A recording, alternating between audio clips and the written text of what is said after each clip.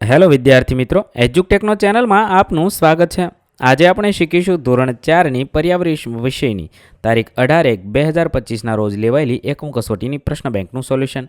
વિદ્યાર્થી મિત્રો, આજ રોજ લેવાયેલી એકમ કસોટીના તમામ પ્રશ્નોના જવાબનું અહીં આપણે સોલ્યુશન શીખીશું. આજરોજ લેવાયેલી એકમ કસોટીમાં પ્રકરણ નંબર 14 થી 17ના પ્રશ્નોના જવાબનો સમાવેશ કરવામાં આવ્યો છે. પ્રશ્ન નંબર 1, વર્ગીકરણ કરો. કોઈ પણ 5 કરવાના છે. અહીં આપણે દરેકનું વર્ગીકરણ શીખીશું. નીચે આપેલા ફળ અને શાકભાજીને અડકવાથી લાગતા નરમ અને બરછટ એમ 2 ભાગમાં વર્ગીકરણ કરવાનું છે. તો નરમમાં લખી શકાય દ્રાક્ષ, કેળા, ટમેટા, ચીક્કુ, દૂધી. જ્યારે બરછટમાં કારેલા, અનાનસ, કંટોલા, તુરિયા, કોબીજ. આ રીતે તમે વર્ગીકરણ કરી શકો. ત્યારબાદ બીજું છે, નીચે આપેલા ફળોને શાકભાજીમાંથી જલ્દી બગડી જાય એવા અને થોડા દિવસ સારા રહે તેવા શાકભાજીમાં વર્ગીકરણ કરવાનું છે. તો જલ્દી બગડી જાય એવા ટમેટા, તરબૂચ, પાલક, કેળા, કોથમરી અને થોડા દિવસ સારા રહે તેવા બટેટા, ડુંગળી, નાસપતી, ચીક્કુ, આદુ. આ બધા થોડા દિવસ સારા રહે છે. 3, નીચે આપેલ શાકભાજીમાંથી કાચા ખાઈ શકાય તેવા અને રાંધીને ખાઈ શકાય તેવામાં વર્ગીકરણ કરવાનું છે. તો કાચા ખાઈ શકાય તેવા લખી શકાય ગાજર, મૂળા, કોબીજ, કાકડી, બીટ. જ્યારે રાંધીને ખાઈ શકાય તેવા દૂધી, ભીંડો, બટાટા, ગવાર, રીંગણ. આ બધાને રાંધીને ખાઈ શકાય. ત્યારબાદ પ્રશ્ન નંબર 2, નીચેનામાંથી કોઈ પણ એક વિભાગ પસંદ કરી માગ્યા મુજબ જવાબ લખવાનો છે. વિભાગ એ 1, ખેતી માટે ટ્રેક્ટરના 2 થી 3 ઉપયોગ જણાવો. તો ખેતરમાં જમીન તૈયાર કરવા માટે ટ્રેક્ટર દ્વારા ખાતર અને દવાઓ છાંટી શકાય. ટ્રેક્ટરથી કાપણીના મશીનો જોડીને પાકને ઝડપથી અને સરળ રીતે કાપી શકાય છે. ત્યારબાદ બીજું છે, પાકને જીવજંતુઓથી બચાવવા શું કરવું જોઈએ. તો પાકને જીવજંતુઓથી બચાવવા જંતુનાશક દવાઓનો ઉપયોગ કરવો જોઈએ. ખેતરની સાફ સફાઈ કરવી જોઈએ. પાકને નિયમિત ચકાસવો જોઈએ. ત્રીજું છે, ઇલ્લીજ ખૂબ ધારદાર હોય છે. ખરું કે ખોટું? તો ખરું છે. ત્યારબાદ વિભાગ બી છે 1, ખેતી માટે દોરડાના 2 થી 3 ઉપયોગ. તો બળદને બળદગાડા સાથે જોડવા માટે, ખેતરની ફરતે વાડ કરવા, ભરોટું બાંધવા માટે. આ સિવાય અન્ય ઉપયોગ પણ તમે લખી શકો છો. બીજું છે, જમીનની ફળદ્રુપતા વધારવા શું કરવું જોઈએ. તો પોષણ અને ફળદ્રુપતા લાવવા માટે ખાતર નાખવા જોઈએ, વર્મી કમ્પોસ્ટ નાખવું જોઈએ, પાણીની સિંચાઈ કરવી જોઈએ. જમીન વધારે સૂકી ન પડે. દરેક ઋતુમાં અલગ અલગ પાકો વાવવાથી જમીન વધારે ફળદ્રુપતા ધરાવે છે. ત્રીજું છે, ખેતરમાં બીજને ચોક્કસ અંતરે પૂરતા પ્રમાણમાં નાખવા ખૂબ જ જરૂરી છે. ખરું કે ખોટું? આ વિધાન ખરું છે.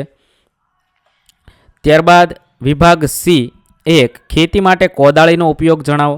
1, ખેતર ખેડવા, ખેતરમાં ઉગેલા ઘાસ અને વધારાનો કચરો દૂર કરવા કોદાળીનો ઉપયોગ થાય છે. આ સિવાય ખેડૂતો ખેતરમાં બીજ વાવતા સમયે, પાકની વાવજત કરતા સમયે કોદાળીનો ઉપયોગ કરીને જમીનને યોગ્ય રીતે ખેડીને સમતલ તૈયાર કરે છે. 2, ખેતી પાકમાં નીંદણ વધી જાય ત્યારે તમે શું કરશો. ખેતી પાકમાં નીંદણ વધી જાય ત્યારે અમે હાથથી નીંદણ કરીશું. જંતુનાશક અને નીંદણ દૂર કરવા જંતુનાશક દવાઓનો ઉપયોગ કરીશું તથા બળદગાડા વડે ખેતરમાં હળ હાંકીશું. 3, ફળનો ઉપયોગ પાકને લણણી કરવા માટે થાય છે. ખરું કે ખોટું? તો ખોટું છે. ત્યારબાદ પ્રશ્ન નંબર 3, ખોટો શબ્દ છે કે વાક્ય ફરીથી લખવાનું છે. સૌથી મધુર અવાજે ટહુકો કરતું પક્ષી કોયલ છે. 2, સૌથી મધુર અવાજે ટહુકો કરતું પક્ષી કોયલ એમ ફરીવાર લખવાનું છે. બીજું છે, સૌથી ભોળું પક્ષી કબૂતર છે. એને ફરીવાર લખીશું. ત્રીજું છે, કંસારા પક્ષીનો ટકટક અવાજ ઉનાળામાં સંભળાય છે. 4, સૌથી સુંદર માળો બનાવતું પક્ષી દરજીડો છે. 5, પોતાનો માળો ન બનાવતું પક્ષી કોયલ છે. ત્યારબાદ 6, થોરના કાંટાઓમાં અથવા મહેંદીની વાડમાં પોતાનો માળો કબૂતર બનાવે છે. 7, વૃક્ષની નાની નાની ડાળીઓમાં અથવા ઝાડીઓમાં ફૂલ સુગણીનો માળો હોય છે. 8, બધા પક્ષીઓ દિવસ દરમિયાન ખૂબ જ વ્યસ્ત હોય છે. 9, આપણું રાષ્ટ્રીય પક્ષી મોર છે. 10, ગાયના આગળના દાંત ઘાસ કાપવા માટે વપરાય છે. 11, સાપને વાંકા તીક્ષ્ણ દાંત હોય છે. 12, આગળના દાંત જીવન પર્યંત વધ્યા કરતા હોય તેવું પ્રાણી ખિસકોલી છે. 13, વૃક્ષના થડમાં કાણું પાડી માળો બનાવતું પક્ષી કંસારો છે. 14, છીછરા પાણી અને કાદવમાંથી નાના જીવજંતુ શોધવા માટે લાંબી ચાંચ ઉપયોગી છે. 15 પાણીમાં તરવા માટે અનુકૂળતા ધરાવતા પહોળા પંજા બતક ધરાવે છે. પ્રશ્ન નંબર 4 નીચે આપેલ સ્થળ પર તમે જાઓ છો કે તેમાં મુસાફરી કરો છો ત્યારે તમને કેવો અનુભવ થાય છે તે લખવાનું છે. રેલવે સ્ટેશન, તો રેલવે સ્ટેશન પર જતાં મને થોડી વ્યસ્તતા અને ઉદાસી લાગે છે, કારણ કે અહીં ઘણી બધી ટ્રેનો અને લોકો આવ જા કરે છે. આવી રીતે તમે રેલવે સ્ટેશનનો તમારો અનુભવ અહીંયા લખશો. ત્યારબાદ બીજું છે બસ સ્ટેશન. બસ સ્ટેશન પર જતાં મને કેટલીક વાર ભીડનો અનુભવ થાય છે. બસ સ્ટેશન પર લોકો પોતાની મુસાફરી માટે બસની રાહ જોઈ રહ્યા હોય છે. અહીં બસો રોજબરોજના બધા મુસાફરીઓ અને યાત્રીઓ માટે આવે છે. આવી રીતે તમે બસ સ્ટેશન વખતનો અનુભવ તમારી જાતે અન્ય વાક્યમાં પણ લખી શકો છો. 3 દવાખાનું. દવાખાને જતાં મને થોડી ચિંતા અને ગભરાટ થાય છે, કારણ કે અહીં દરેક મરજી સારવાર માટે આવતા હોય છે. દવાખાનાનું વાતાવરણ સ્વચ્છ અને શાંતિપૂર્ણ હોય છે. ત્યારબાદ ચોથું છે બેંક. હું મારા પપ્પા સાથે ઘણીવાર બેંક જતો હોઉં છું. બેંકે જઈને તમે શું કરો છો? બેંકની સ્થિતિ વિશે તમે આ રીતે લખી શકો છો. ત્યારબાદ 5 બગીચો. બગીચા પર જતાં મને તાજી હવા અને સુંદર ફૂલની ખુશ્બુ મળે છે. અહીં રંગબેરંગી ફૂલો ખીલ્યા હતા અને પતંગિયાઓ ઉડી રહ્યા હતા. હું બગીચામાં શાંતિ અને આરામ અનુભવું છું. આવી રીતે તમે બગીચા વિશે લખી શકો છો. 6 બજાર. બજાર પર જતાં ત્યાં ઘણી ઉપયોગી અને રંગબેરંગી વસ્તુઓ જોવા મળે છે. બજારમાં લોકો ઘણી વિવિધ વસ્તુઓ ખરીદતા અને વેચતા હોય છે. આ રીતે તમે ડિટેલમાં જવાબ વિડીયોને પોઝ કરી લખી શકો છો. ત્યારબાદ પ્રશ્ન નંબર 4 નીચે આપેલા વિધાનો ખરા છે કે ખોટા? 1 જાહેર સ્થળો ઉપર ખૂબ જ ભીડ હોય છે. વિધાન સાચું છે. 2 ખુલ્લી જગ્યામાં કે ખેતરમાં શૌચ માટે જવું જોઈએ. વિધાન ખોટું છે. 3 સારવાર માટે પોસ્ટ ઓફિસ જવું જોઈએ. ખોટું છે. ત્યારબાદ પ્રશ્ન નંબર 5 નીચેના પ્રશ્નોના ટૂંકમાં જવાબ લખો. 1 તમે તમારા ઘરે માતા પિતાને કયા કયા કામમાં મદદ કરો છો? અહીંયા તમે જે કામમાં મદદ કરતા હોય તે કામ લખી શકાય. ઘરની સફાઈ કરવામાં, વસ્તુ લાવવામાં, વસ્તુ ગોઠવવામાં, ખોયેલી વસ્તુ શોધી કાઢવામાં, ઘરને સજાવવામાં. આવી રીતે તમે જે મદદ કરતા હોય તે અહીંયા લખશો. 2 તમારા ઘરે રોજનું શાકભાજી ક્યાંથી આવે છે? તો માર્કેટમાંથી આવે છે. જો કોઈને વાડીએથી આવતું હોય તો તમે તે પણ લખી શકો છો.